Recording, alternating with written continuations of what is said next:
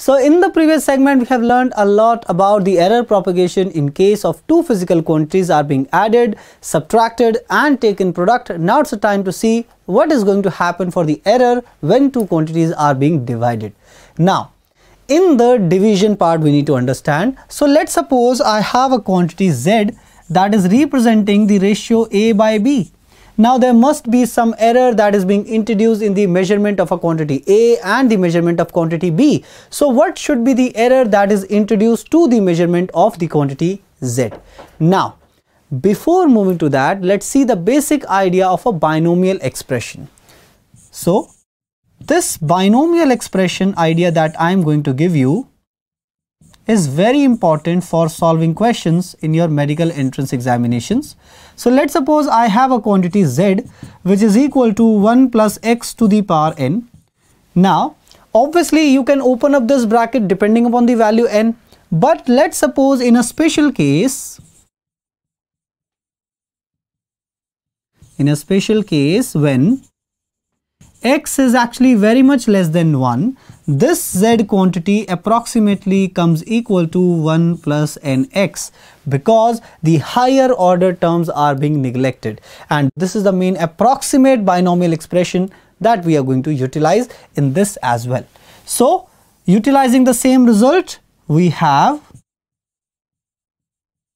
Z plus minus delta Z is equal to A plus minus delta A divided by B plus minus delta B. Then I can take Z common from this side, so this is 1 plus minus delta Z by Z.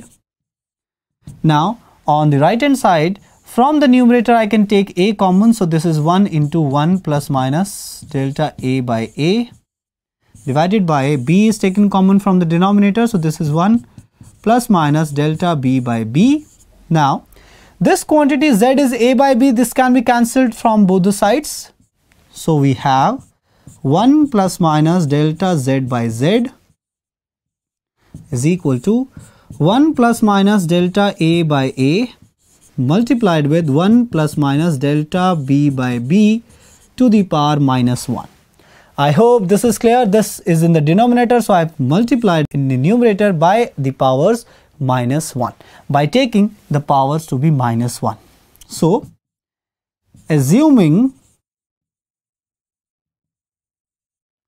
delta B by B to be very much less than 1, what we can do? In this expression, this 1 plus minus delta B by B whole to the power minus 1, this can be written as 1, and then minus can be taken in the multiplication of delta B by B. So this is 1 minus plus delta B by B, and this is using the formula of 1 plus x to the power n is equal to 1 plus nx if x is less than 1. So x is playing the role of delta B by B over here. So this quantity 1 plus minus delta B by B whole to the power minus 1 is equal to 1 minus plus delta B by B. So this minus has been multiplied to this term.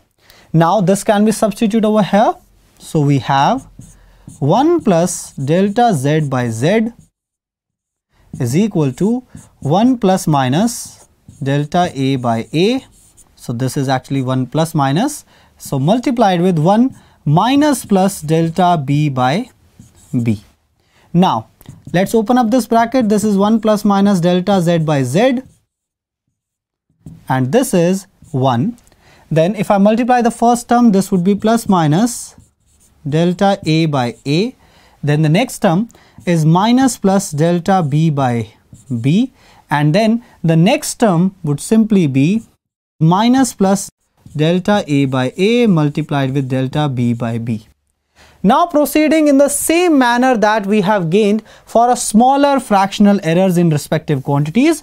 In this expression, delta A by A is the fractional error in A, delta B by B is the fractional error in B. So the product of those two very small errors can be assumed neglected. So this factor will be neglected, and we are left with 1 plus minus delta Z by Z is simply equal to 1 plus minus delta A by A and minus plus delta B by B. Now from this expression, you will see that this error is delta A by A and this error is delta B by B. But if I want to find out the maximum permissible error that can be introduced in the quantity Z, that maximum error we can find out. So maximum permissible error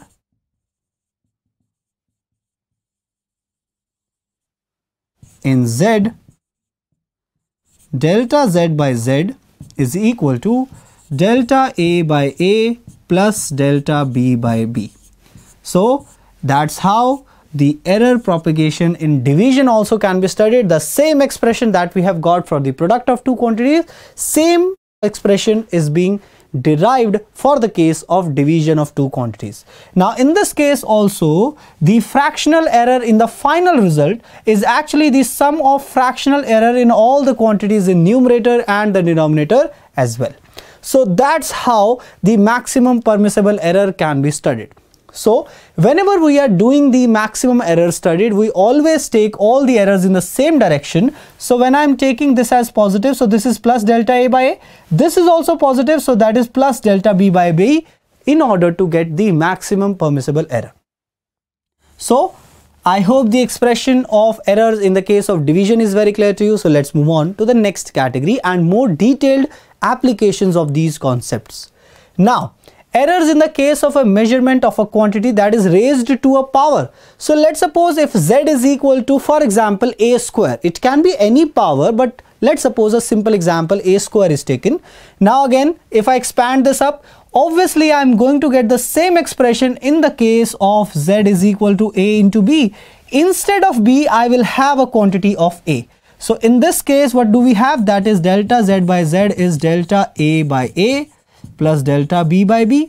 So we have the sum of relative errors in the respective quantities. So instead of B, we have A again. So we have 2 times of delta A by A. So we can write down in general, let's suppose the Z quantity is equal to A to the power N. So the N times the relative errors of that quantity is going to contribute to the relative error of the final result. So we can say the relative error in the nth power of a physical quantity is n times the fractional error in that quantity. I hope this expression is very clear to you. So in general, what I can write? I can write that Z is equal to A to the power N. So delta Z by Z is simply n times delta A by A. And this is a very important result for your medical entrance examinations. I hope this is very clear to you. Now what will happen if I combine all the factors that we have learned regarding the error propagation in a single unit? So this is the quantity that we have. Z is equal to A to the power M multiplied with B to the power N divided by C to the power Q. Now we have the product factor, we have the division factor, and we have raised to the power factor also. So how we are going to proceed in this kind of question? The same kind of mathematics is going to happen. You need to expand each and every quantity with the respective error limits, then apply the binomial expression taking the approximate method, and finally you are going to get the maximum relative error in Z at delta Z by Z is M times delta A by A plus N times delta B by B plus Q times delta C by C. This is the maximum relative error that can occur in this physical quantity Z. I hope this idea is very clear to you. And this is very important relation because multiple times the question has been asked directly from this formula, which we are also going to see. Now the idea and the conceptual things regarding the errors is very clear to you. Now let's move on to the questions part for our better understanding. So let's see the question number 1. Now the first question says two resistances R1 is 100 plus minus 3 ohm and R2 is 200 plus minus 4 ohm are connected in series. Find their equivalent resistance. So let's try to solve this question. Now we have the first quantity R1 as equal to 100 plus minus 3 ohm, and we have the another quantity R2 as equal to 200 plus minus 4 ohm. Now since they are connected in series, so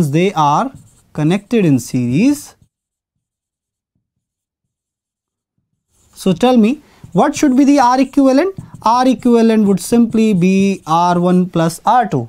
And we know whenever we have two quantities in addition, they can simply add and their error limits should also add.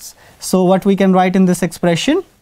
Seeing the quantities R1 and R2, R equivalent can simply be written as 100 plus 200, so this is 300, and with the respective error limit, that is plus minus 3 plus 4, so this is 7. So I can write the R equivalent is equal to 300 plus minus 7 ohm.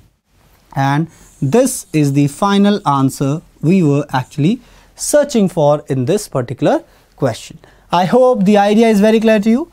So that's all in the segment. In the next segment, we are going to see more variety of questions for our better understanding of the topic errors.